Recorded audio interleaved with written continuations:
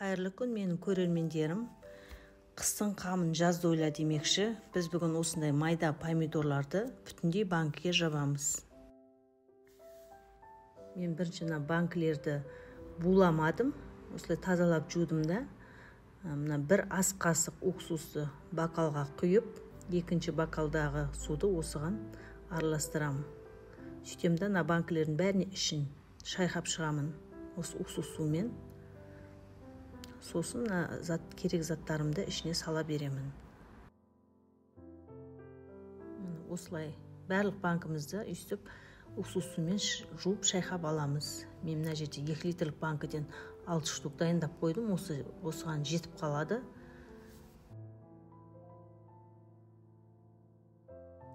Енді тұздығымызды бастайық. Мен капустаның тең жартысын бөлемін ортасынан. Сөйтемін жартысын осы 6 банкіге турап саламын. Біздің папамыз жақсы көреді осы помидор тұздығына капустаны қосып жібергенді. 40 қабат дейміз ғой қазақша айтқанда. Сөйтіп турап аламыз. 6 бөлікке бөліп, қатты бөліктерін алып тастайсыз ұштарын. Сөйтіп осыны 6-ға бөліп, анаған сиымды етіп тураймыз. Біз 40 қабатымызды осы 6 банкіге туралап бөліп алдық. Енді сарымсағымызды 3-ке 4-ке бөлеміз. Сонда дәмі помидорға сіңіп, әдемі дәм беріп тұрады.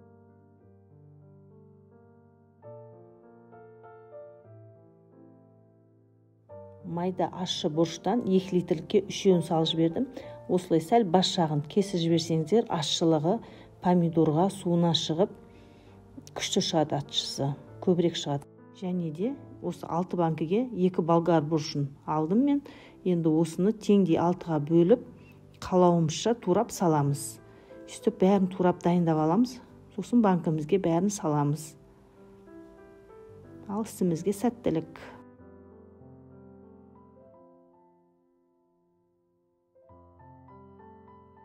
Жемісіміздің бәрін турап дайындап алдық. Қызанағымызды жуып қойдық. Енді банкіге саламыз. Енді әр банкіге мен 10 шақты қара домалақ бұрыштарын салып шығып жатырмын. Сіздер де сөйтіп салып алыңыздар бірінші. 40 қабатымызды саламыз. О банкіге сиятындай етіп кесіп саламыз. Мен сәл үлкенірек қылып салып турап қойыптым.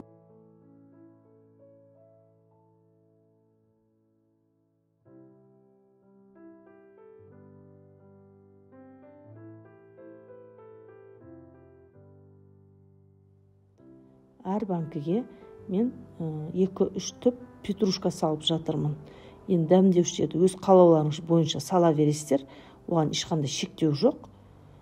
Хрен болса, хрен салып жіберсеңіздер де болады. Енді укроп саламыз. Мен укропты да әр банкіге 2-3 түптен салып жатырмын. Кепкен укроп болса болады. Ондай жоқ болса, ондай свежий укроп сала берсеңіздер де болады. Және де лавровый лист салуға болады. Енді болгар бұрышымызды, ащы бұрышымызды, сарымсағымызды мен 6-ға бөліп дайындап қойғам. Соның бәрін жайлап, асықпай салып аламыз. Сарымсақты міндетті түрде ортасына бөліп салыңыздар. Өйткені көбісі бүтіндей салады. Бүтіндей салсаң, ішіндегі соқтары, дәмдер, иістер онша сіңбейді.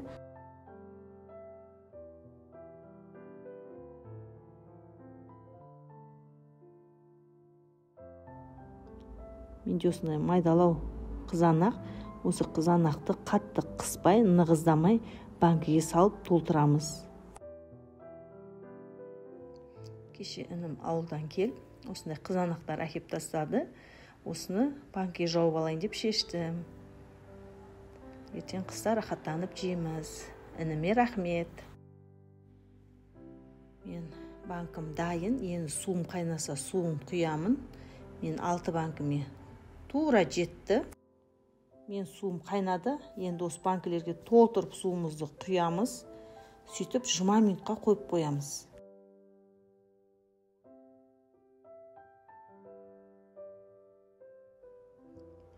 Мен банкімнің түсі осындай болды. Қызыл, жасыл, ақ болды.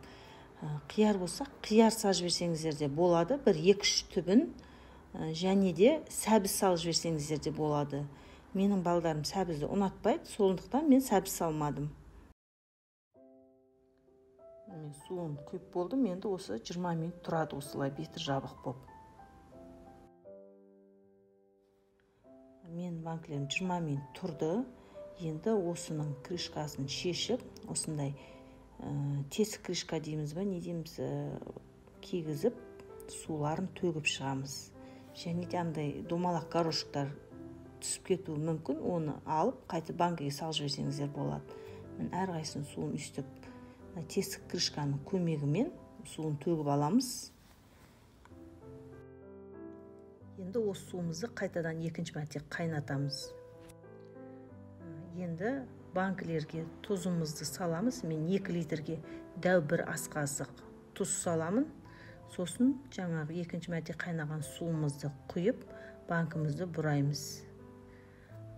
Мен 2 рет суын төкпеймін, мен 1 рет суын төгіп, екінші мәрте жаба салам.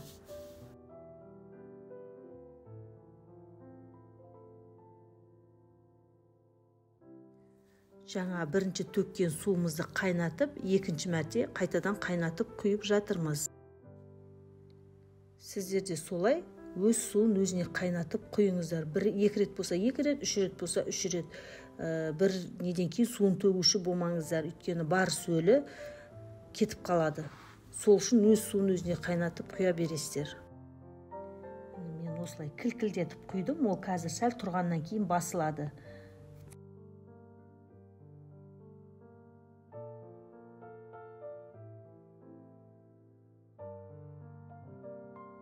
Енді банкі су құйғаннан кейін 5 минут тұрғаннан кейін осылай мен сияқты қолдарыңызбен қимылдатып жіберіңіздер, сонда түбіндегі ауасын бәрі шығып, банкі атылмай шығады. Сіздер де мен рецептімен жасап көріңіздер, бәріңізге ұнайтынына сенімдімін. Бәріңізге сәттілік. Менің рецептім ұнаса, комментарий жазып кетіңіздер. Және де лайк басып, тіркеліп кетуді ұмытпаңыздар. Бәрімізге ас болсын.